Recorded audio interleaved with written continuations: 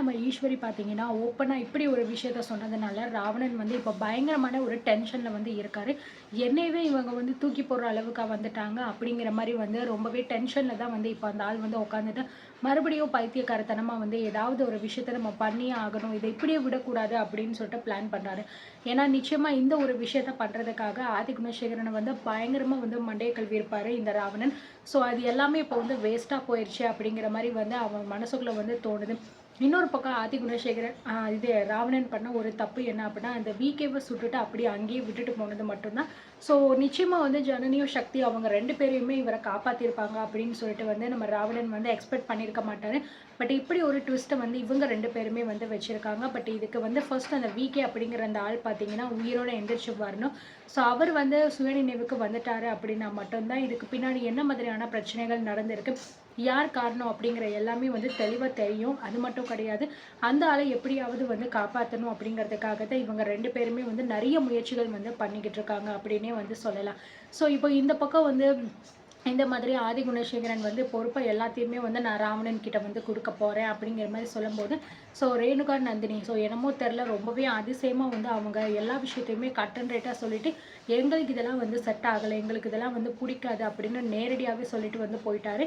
But இருந்தாலும் பார்த்தீங்கன்னா, ஆதி குணசேகரன் எல்லார்கிட்டயுமே தான் ஒப்பீனியன் வந்து கேட்டாரு. இப்ப அவங்க இப்படி சொல்லிட்டு போனோனே, அவங்க சொல்றதெல்லாம் ஒரு பேச்சு கிடையாது. அதெல்லாம் நீ விடுமா? நீ என்ன சொல்ற? உனக்கு என்ன தோணுது? நீ சொல்றது தான் இங்க நடக்கும் அப்படிங்கிற மாரி ஈஸ்வரி கிட்ட சொல்லும்போது, ஸோ அவ கூட வந்து சரி சொல்லிருவாளோ அப்படின்னு நெனச்சோம். ஸோ அவளுமே வந்து வச்சான் பாருடா ஆப்பு அப்படிங்கிற மாரி, இல்ல எதுக்கு இப்போ தேவையில்லாம இப்படி நீங்க அவசரப்படுறீங்களோ எனக்கு தோணுது. இந்த மாதிரி உங்க ஏதாவது பொறுப்ப பார்த்துக்கணும்னா, வீட்ல தான் இவ்ளோ பேர் இருக்கோமே, அதுவும் தம்பிங்க இருக்காங்க. அவங்க கிட்ட நீங்க குடுங்க. அதுவே போதும். இப்போதைக்கு வந்து எதுக்கு வெளியாளுங்க கிட்ட வந்து குடுக்கணும், அப்படி வந்து குடுக்க வேண்டாம் அப்படிங்கிற மாரி வந்து தோணுது அப்படிங்கிற மாரி சொல்லிட்டு, அவங்களுமே போயிடுறாங்க. ஸோ ஈஸ்வரி வந்து ஓகே சொல்லுவாளோ அப்படிங்கிற மாரி ஆதி குணசேகரனும் சரி, ராவணனும் சரி நம்பியிருப்பாங்க. ஏன்னா தர்ஷினி எல்லாம் காப்பாத்திட்டு வந்திருக்காங்களே, அந்த நன்றி கடனுக்காக இருக்கிற ஒட்டுமொத்த சொத்துக்கான அந்த உரிமையும் பார்த்தீங்கன்னா, ராவணனுக்கு கிடைச்சிரும் அப்படின்னு அந்த ஆள் யோசிச்சுக்கிட்டு இருந்திருப்பாரு. பட் அன்ஃபார்ச்சுனேட்லி பார்த்தீங்கன்னா, அந்த மாதிரி வந்து நடக்காம போயிடுச்சு. ஸோ இதனால வந்து பார்த்தீங்கன்னா, ரொம்பவே வந்து நம்ம ராவணன் அப்செட்ல இருக்காரு. இந்த மாதிரி அந்த அவங்க பொண்ண நான் வந்து கூட்டிட்டு வந்திருக்கேன். அந்த ஒரு நன்றி உணர்ச்சி கொண்ட கூட இவங்களுக்கு வந்து கிடையாது. ஸோ இந்த மாதிரி வேண்டான்னு சொல்ட்டாங்களே அப்படிங்கிற மாரி வந்து நெனச்சுக்கிட்டு இருக்காங்க. அந்த ராவணன் கூட இருக்கிற அந்த டிரைவர் சொல்றாரு, "தம்பி இதுக்கப்புறம் நீங்க என்ன பண்ண போறீங்க? ஆனா ஒரு விஷயம், நீங்க எதுக்காக இப்படி பண்றீங்க அப்படின்னு எனக்கு புரியல. உங்களோட நோக்கமே அந்த ஆதி குணசேகரனையும், அவனோட குடும்பத்தையும் ஒட்டுமொத்தமா அழிக்கிறது தானே. அப்போ நீங்க அந்த வேலைய விட்டுட்டு எதுக்காக அவர இந்த கேஸ்லேருந்து காப்பாத்தணும்னு நெனைக்கிறீங்க? எனக்கு ஒண்ணும் புரியலையே" அப்படின்னு சொல்லும்போது, ஆமால்ல. கரெக்ட்டுல்ல நீங்க சொல்றது. எனக்கு தேவை அந்த ஆதி குணசேகரன். அவன வந்து பழி வாங்கணும். அவனுக்கு ஜெயில தள்ளி அவன் குடும்பத்தையே அழிக்கணும். அப்புறம் நான் எதுக்காக அவன வந்து காப்பாத்தணும்? புரியலைல்ல உங்களுக்கு? வெயிட் பண்ணி பாருங்க. இனிமே தான் எல்லாமே உங்களுக்கு புரியும். அப்படிங்கிற மாரி சொல்லிட்டு, அந்த இடத்துல பார்த்தீங்கன்னா, ஒரு ட்விஸ்ட் வந்து வச்சுர்றாரு. ஸோ அடுத்த நாள் வந்து மறுபடியும் பார்த்தீங்கன்னா, நம்ம ராவணன் வந்து ஆதி குணசேகரன வந்து மீட் பண்றாரு. ஸோ இந்த மாதிரி வந்து இங்க பாருங்க தம்பி, இந்த வீட்ல யாரு என்ன சொன்னாலும் சரி, என்ன மறுத்தாலும் சரி, நான் சொன்னது சொன்னது தான் அப்படிங்கிற மாரி சொல்லும்போது, ஐயோ சார், இல்ல சார் வேண்டாம். இதெல்லாம் ரொம்ப தப்பு. நீங்க வந்து சொன்னீங்க, இந்த மாரி பொறுப்ப எடுத்துக்கோ அப்படின்னு சொல்லிட்டு. இருந்தாலுமே நான் வந்து சரி நீங்க சொல்றீங்களே அப்படின்னு சொல்லிட்டு, நான் உங்ககிட்ட வந்து எல்லார்கிட்டயுமே நீங்க பேசுங்க. அவங்களோட ஒப்பீனியன் என்னன்னு கேட்டுட்டு, அதுக்கப்புறம் நம்ம மூவ் பண்ணிக்கலாம் அப்படின்னு சொன்னேன். என் பேச்சுக்கு நீங்க மதிப்பு குடுத்தீங்க. அதனால நீங்க வந்து கதிர் சார்கிட்டயும், நானும் சார்கிட்டயும் கேட்டீங்க. ஆரம்பத்துல அவங்களுமே இதுக்கு வந்து உடன்பாடு இல்லாம இருந்தாலும், அதுக்கப்புறம் அவங்க சரின்னு சொல்லிட்டு ஒத்துக்கிட்டாங்க. சரி அது மட்டும் வேண்டாம். வீட்ல இருக்கிற அண்ணிங்க கிட்டயும் கண்டிப்பா இத பத்தி நம்ம பேசியாகணும் அப்படின்னு பேசணும். ஆனா அவங்களுக்கு இதுல விருப்பம் இல்ல. விருப்பமே இல்லாத ஒரு விஷயத்த நீங்க வலுக்கட்டாயமா பண்ணீங்கன்னா, அது வந்து குடும்பத்துல பிரச்சனை தான் சார் உருவாகும். அதனால இத இப்போதைக்கு வந்து விட்டுறலாமே. இப்போதைக்கு இவங்க 2 பேருக்கும் நீங்க சொன்ன மாதிரி பிசினஸ் மட்டும் ஆரம்பிச்சு குடுங்க. அப்படின்னு சொல்லிட்டு சொல்லும்போது, இல்ல தம்பி, நீங்க சொல்றது எல்லாமே வந்து வாஸ்தவம் தான். ஆனா, எனக்கு எந்த நேரத்துல என்ன ஆகும் அப்படிங்கிறதெல்லாம் வந்து சொல்ல முடியாது. ஏன்னா, எப்போ என்ன வந்து ஒழிச்சு கட்டலாம், எப்போ என்ன ஜெயிலுக்கு அனுப்பலாம் அப்படின்னு சொல்லிட்டு, இந்த வீட்டுக்குள்ளேயே நெறைய விதமான சதி வேலைகள் எல்லாம் நடந்துகிட்டு இருக்கு. அது எல்லாமே தாண்டி இந்த குடும்பத்த நான் பார்த்துக்கணும் அப்படின்னா, அது ரொம்ப கஷ்டம். அதனால இப்பவே நான் இருக்கும்போதே எல்லாத்தையுமே வந்து நான் முடிச்சுட்டேன் அப்படின்னா, எனக்கு ரொம்ப நிம்மதியா இருக்கும்ல. அதுக்கப்புறம் நம்ம குடும்பம் என்ன பண்ணுது, யார் என்ன பண்றாங்க அப்படின்னு சொல்லிட்டு நான் பயப்பட வேண்டிய அவசியம் இருக்காதுல்ல. அதனால தான் ஒரு நம்பிக்கையான ஆள் எனக்கு வேணும் அப்படின்னு சொல்லிட்டு தான் உங்கள நான் வந்து முடிவு பண்ணியிருக்கேன். என்னோட முடிவுல எந்த மாற்றமும் கிடையாது. என்ன தம்பி நீங்க என்ன சொல்றீங்க? அப்படின்னு சொல்லிட்டு உங்ககிட்ட கேட்கும்போது, கதிர் சொல்றாரு, இல்லண்ணே நாங்க என்ன சொல்றது இதுக்கு மேல?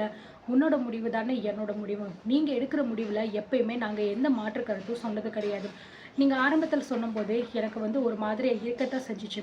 இருந்தாலும் நீங்க வந்து நடக்கிற விஷயத்த நீங்க சரியா எடுத்து சொன்னதுனால, ராவணன் சார் இதெல்லாம் பார்த்துக்கிட்டா நல்லா இருக்கும் அப்படின்னு எனக்கும் தோணுச்சு. அதனால நானும் இத வந்து ஒத்துக்கிறேன். இதுல எனக்கு இப்போ எந்த விதமான மாற்று கருத்தும் கிடையாது. வீட்ல இருக்கிறவங்கள விடுங்கண்ணே. அவங்க என்ன சொன்னா நமக்கு என்ன இருக்கு? அவங்க கிட்ட நம்ம ஜஸ்ட் இத வந்து சொன்னோம். அவ்வளோதான். மத்தபடி வந்து அவங்க ஓகே சொன்னா தான் இதெல்லாம் நடக்கும். அந்த மாரி கிடையாது. எங்க அண்ணன் என்ன சொல்றாரோ, அதுதான் இந்த வீட்ல வந்து நடக்கும்.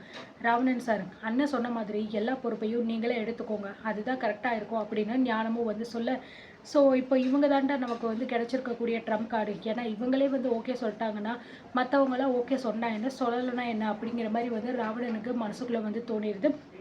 இதனால பார்த்தீங்கன்னா, ஆதி குணசேகரன் வந்து ஒரு நாளைக்கு நம்ம மொத்தமா வந்து எல்லா பொறுப்பையும் போத்துனா, உங்ககிட்ட வந்து நான் குடுத்துடலாம். அதுக்கு முன்னாடி இவங்க 2 பேருக்குமே வந்து நம்ம பிசினஸ வந்து சீக்கிரமாவே ஆரம்பிச்சு குடுத்துறணும் அப்படிங்கிற மாரி சொல்றாங்க. ஆல்மோஸ்ட் எல்லாமே ரெடி ஆயிடுச்சு சார். நான் அன்னைக்கே உங்ககிட்ட சொல்லியிருந்தேன்ல.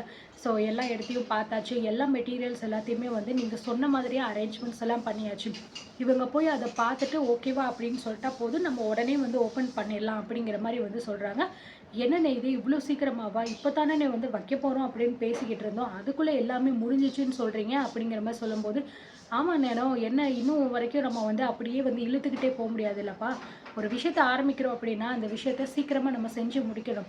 உங்க 2 பேருக்கும் தொழில் தொடங்கி உங்களுக்குன்னு ஒரு தனியா ஒரு வருமானம், உங்களுக்குன்னு ஒரு வாழ்க்கைய அமைச்சு குடுக்கணும் அப்படிங்கிறது என்னோட கடமை. அத நான் வந்து சீக்கிரமா செய்யணும்னு நெனைக்கிறேன். அதுக்காக தான் இது எல்லாம். சும்மா வந்து ஒரு பேச்சுக்கு சொன்னேன்னு நெனச்சீங்களா? அப்படிங்கிற மாரி கேட்கும்போது, ஐயோ! அண்ணே அப்படியெல்லாம் நான் வந்து சொல்லல. நீங்க வந்து சொன்னீங்க. பட் ஆனாலும் கொஞ்ச நாள் ஆகும்னு நாங்க நெனச்சுக்கிட்டு இருந்தோம். ஆனா இவ்ளோ சீக்கிரமா முடியும்னு சொல்லிட்டு நாங்க எதிர்பார்க்கல. அதுதானே உங்ககிட்ட நான் கேட்டேன். வேற ஒண்ணும் இல்ல அப்படிங்கிற மாரி ஞானம் வந்து சொல்றாங்க. அங்கே பாருங்க ஞானம் சார், நீங்க எத பத்தியும் நினைச்சு கவலைப்படாதீங்க. உங்க பிசினஸ் எப்படி போகும்? உங்களுக்கு அதுல லாபம் வருமா?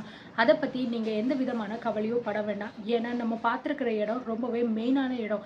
நீங்க உங்களோட டிரான்ஸ்போர்ட் பிசினஸ் பண்றதுக்கும், கதிர் சார் அவருடைய மனமகிழ் மன்றத்த நல்லபடியா நடத்துறதுக்கும் ஏத்த மாதிரியான இடத்த தான் நம்ம பார்த்து குடுத்துருக்கோம். அதனால உங்களோட பிசினஸ் கண்டிப்பா ரொம்ப சூப்பரான லெவல்ல போகும். அதுக்கு நீங்க அந்த இடத்த போய் பாருங்க. உங்களுக்கு புடிச்சிருக்கா? உங்களுக்கு புடிச்ச மாதிரி இருக்கா? இன்னும் வேற என்ன எல்லாம் அதில மாத்துனா உங்களுக்கு திருப்தியா இருக்கும்? எல்லாத்தையுமே நீங்க ஒரு தடவ போய் பார்த்தா தான் நல்லா இருக்கும் அப்படிங்கிற மாரி சொல்றாங்க.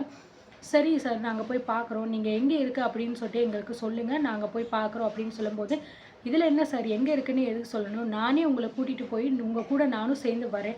என்ன என்ன உங்களுக்கு மாத்தணும்? இன்னும் வேற என்ன வேணும்னு நீங்க சொன்னீங்க. கண்டிப்பா வந்து சார் கிட்ட சொல்லி நம்ம வந்து அரேஞ்ச்மெண்ட்ஸ் பண்ணிடலாம் அப்படிங்கிற மாரி வந்து சொல்றாங்க. ஸோ இதனால இவங்களுக்குள்ள பேசி ஒரு வழியா ஒரு முடிவு எடுத்துடுறாங்க. பட் இருந்தாலும் இது வந்து கதிருக்கு வந்து சுத்தமா பிடிக்கல தான். என்னமோ வந்து ராவணன் தான் இந்த சொத்துக்கெல்லாம் வந்து ஆளு அப்படிங்கிற மாரிலாம் வந்து பேசிக்கிட்டு இருக்காரு. ஸோ என்னதான் வந்து இப்போ இவங்களுக்குள்ள கொஞ்சம் லைட்டான மனஸ்தாபம் இருந்தாலும், இது பின்னாடி பெரிய பிரச்சனையா வந்து மாறப்போகுதா இல்லையா அப்படிங்கிறத நம்ம வெயிட் பண்ணி பார்த்தா தான் தெரியுங்க. என்ன நடக்க போகுது அப்படிங்கிறத பார்த்து தெரிஞ்சுக்கலாம்.